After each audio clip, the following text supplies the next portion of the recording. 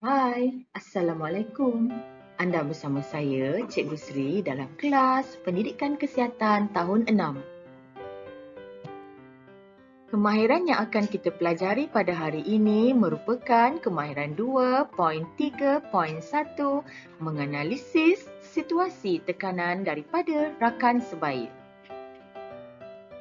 Anak-anak boleh buka buku Pendidikan Kesihatan tahun 6 halaman 41, unit 7, Siapakah lebih hebat? Dilema anak remaja. Semasa melakukan kajian lapangan tentang kebersihan persekitaran, semua rakan sekumpulan Ibon membawa gadget masing-masing. Ibon berasa malu kerana tidak mempunyai gadget seperti mereka. Sekiranya anda, Ibon, apakah perasaan anda? Sedih, rendah diri atau malu?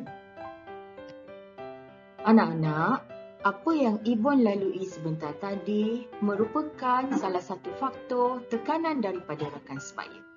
Mari kita lihat sebab situasi tekanan itu berlaku. Pertama, apabila kita tidak dapat menyesuaikan diri dengan rakan sebaya dan persekitaran baharu. Kedua, apabila kita terlalu berkeinginan untuk memiliki keperluan diri berjenama seperti rakan-rakan sebaya sedangkan kita tidak mempunyai kemampuan.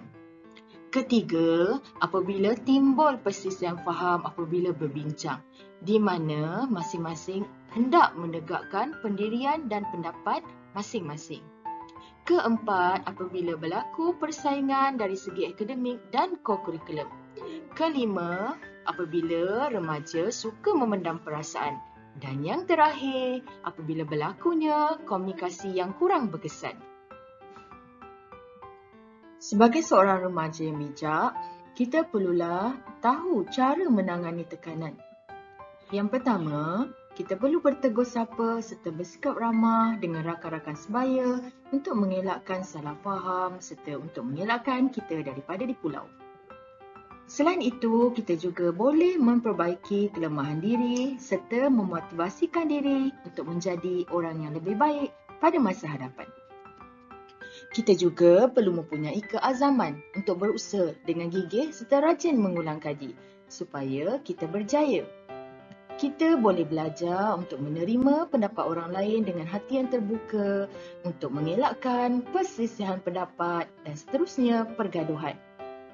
Sebagai remaja juga, kita perlu bijak mengurus wang belanja agar dapat menabung untuk memenuhi keinginan yang kita mahu. Dan kita juga perlulah berkomunikasi supaya komunikasi kita yang kurang berkesan akan menjadi lebih baik pada masa akan datang. Anak-anak boleh rujuk buku teks Pendidikan Kesihatan muka surat 42 dan 43 untuk mengetahui jenis tekanan, kategori tekanan, analisis dan situasi yang dialami. Baiklah anak-anak, mari kita lihat contoh yang pertama.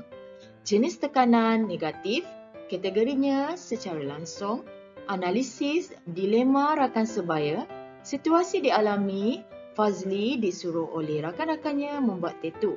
Fazli tertekan kerana dia tahu ibu bapanya pasti memarahinya jika dia bertatu. Tambahan pula, bertatu adalah haram di sisi agamanya. Okey, di sini jenis tekanannya negatif kerana dari sudut diri Fazli sendiri dia berasa tertekan. Okey, dia berasa tertekan apabila disuruh dan dia tahu bahawa dia akan dimarahi oleh ibu bapanya sekiranya dia bertatu. Okey, contoh yang kedua ialah jenis tekanan berbentuk negatif. Kategorinya secara tidak langsung, analisis, boros dan suka menonjol, situasi yang dialami, Ana sukakan perhatian. Dia tidak suka jika dianggap ketinggalan dalam semua perkara, terutama yang berkaitan dengan gadget baharu. Dia akan memaksa ibu bapanya membelikannya gadget yang lebih terkini jika ada kawannya yang sudah memperolehnya. Ini merupakan salah satu tekanan yang tidak membawa apa-apa kebaikan. Contoh seterusnya, jenis tekanan negatif dan positif, kategori secara langsung, analisis, komunikasi tidak berkesan, situasi yang dialami, malati, mahu sikap Nandini yang pemalas, suka meniru kerja sekolahnya diubah. Tetapi Malati tidak sempat menerangkan niatnya. Nandini telah menuduhnya tidak setia kawan. Malati dan Nandini kini tidak bertegur sapa. Malati sungguh tertekan kerana salah faham ini. Jenis tekanan seterusnya positif dan negatif. Kategori secara tidak langsung, analisis, mangsa perbandingan. Situasi yang dialami, Gabriel menyertai kelab seni mempertahankan diri di sekolahnya. Walaupun Gabriel rajin berlatih, namun jurulatih tetap mengatakan prestasinya kurang baik dan Gabriel selalu dibandingkan dengan rakan sepasukannya yang lain. Gabriel berazam untuk berlatih dengan lebih gigih. Okey, di sini kita dapat lihat negatifnya ialah apabila berlaku perbandingan dan positifnya adalah apabila Gabriel sendiri berazam untuk berlatih dengan lebih gigih untuk meningkatkan prestasinya. Jenis tekanan seterusnya merupakan negatif. Kategori secara langsung, analisis, tiada kemahiran komunikasi. Situasi dialami, Inggil ialah murid baharu di sebuah sekolah. Dia dibawa oleh pakciknya bersekolah di kawasan bandar. Dia berasa dirinya dipinggirkan oleh rakan-rakan sebaya. Dia juga sukar untuk menumpukan perhatian kepada pelajarannya dan suka menyendiri kerana sering teringat keluarganya. Dia tidak berani merungut kepada pakciknya.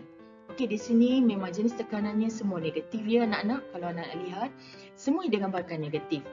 Dipinggirkan, dia sukar menumpukan perhatian, dia suka menyendiri dan dia tidak boleh merungut ataupun tidak berani berterus terang dengan pakciknya.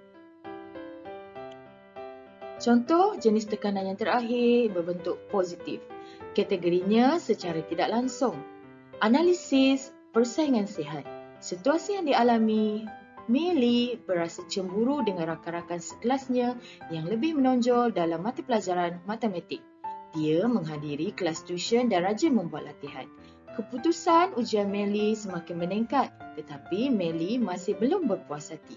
Okey anak-anak boleh lihat di sini semua tindakan yang Millie lakukan berbentuk positif. Di mana dengan wujudnya perasaan cemburu itu, Millie dia berusaha untuk memperbaiki diri dengan menghadiri kelas tuition dan rajin membuat latihan. Dan walaupun keputusannya semakin meningkat, tetapi Millie masih belum puas berpuas hati. Maksudnya Millie mahu keputusan yang lebih baik dari semasa ke semasa. Kesimpulannya anak-anak, siapakah lebih hebat? Semua anak remaja merupakan anak-anak yang hebat. Lagi hebat sekiranya anda bijak menangani segala masalah yang dihadapi secara positif. Itu saja untuk hari ini anak-anak. Terima kasih kerana mengikuti pembelajaran bersama Cikgu Sri. Anda merupakan anak-anak yang hebat. Kita jumpa lagi. Bye. Assalamualaikum.